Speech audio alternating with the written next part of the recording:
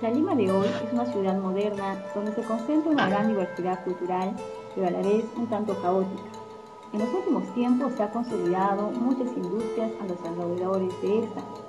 Estas industrias nos abastecen, además contribuyen con el desarrollo del país. Pero ¿se han puesto a pensar cómo era Lima 200 años atrás? Muy distinta a la de ahora. Lima era una ciudad poco urbanizada, cuyas vastas extensiones de tierras conformaban amplios latifundios, los cuales cumplían el rol de abastecer a la ciudad, pues eran los inicios de las industrias de ahora. Estas eran grandes parcelas cuyos propietarios pertenecían a la oligarquía, los cuales ejercían gran poder para controlar el sector. Antes de la urbanización que se ve hoy en día, Lima albergaba un gran número de latifundios, chacras y haciendas. Las haciendas se dedicaban a la producción agrícola y ganadera, las cuales abastecían a la Gran Lima de antaño y también al mercado internacional como con el azúcar. El resto de la producción era de pan llevar, vendidos en las mismas haciendas, donde gran parte de la mano de obra era esclava o indígena. Estas no solo eran grandes porciones de tierra debido a su producción, sino también toda una microciudad que habitaba en ella, regidas por un mismo sistema económico y social bajo el poder del hacendado. Extracto de la entrevista al economista Eduardo Recoba Martínez.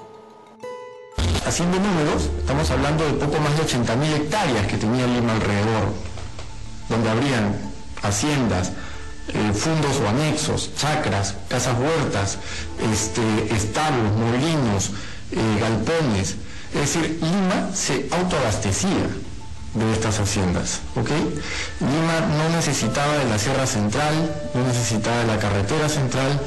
Si había un huaico, Lima no se quedaba desabastecida. El limeño antiguo se proveía de la hacienda alrededor de la ciudad a través de un circuito económico muy eficiente que estaba constituido básicamente por los caminos reales. En diversos lugares de hoy, como barrios o distritos, miles y miles de esas hectáreas pertenecían a las grandes haciendas limeñas. Entre ellas encontramos a Monterrico Grande y Santiago de Punchauca. Al centro de la ciudad ubicamos a la hacienda Monterrico Grande, cuyo primer dueño fue Tomás Valle, quien entregó a esta a venta de don César Soto, quien pasa a ser dueño de los fundos de Mayorazgo, Cárdenas y Melgarejo en el Valle de Ate, y cuyos descendientes seguirán siendo los dueños hasta el día de hoy.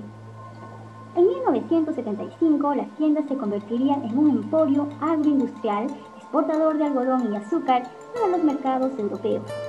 También tuvo un gran desarrollo como centro de investigación en el mejoramiento de semillas de papa y algodón, las cuales eran vendidas a otras haciendas para mejorar su producción. Santiago de Punchauca. Terminando nuestro recorrido, nos dirigimos a Carabarillo, donde encontramos a la hacienda Santiago de Punchauca, la hacienda más importante del Cono Norte, la que fue escenario de hechos trascendentales durante el proceso de independencia y época colonial. Fue bautizada con este nombre por el español Nicolás de Rivero, quien fue el primer propietario. Con el tiempo, sus herederos vendieron la hacienda a Francisco Donoso y luego albergaría a la élite limeña de antaño.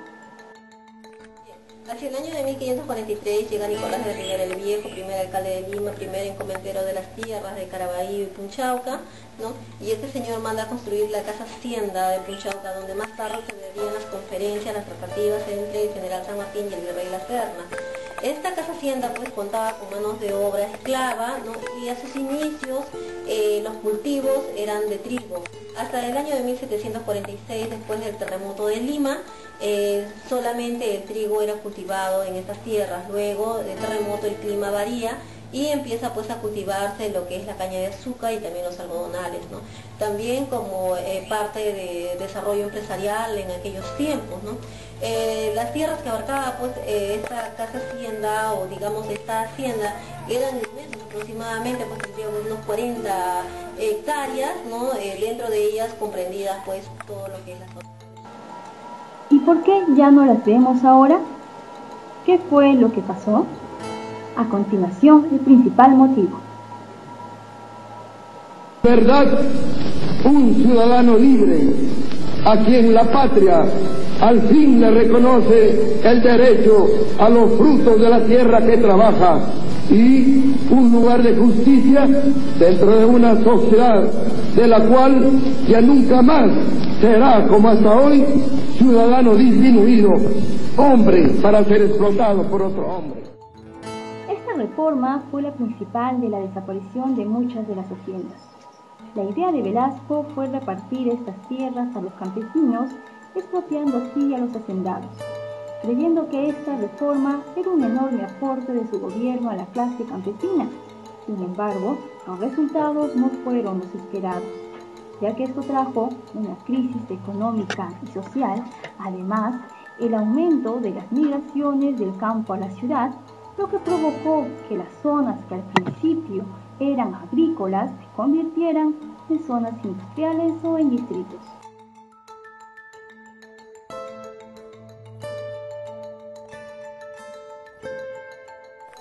En 1968 se da la reforma agraria y más o menos al año 70, 74, 75 ya la Casa Hacienda queda prácticamente sin quien la proteja y empieza el saqueo.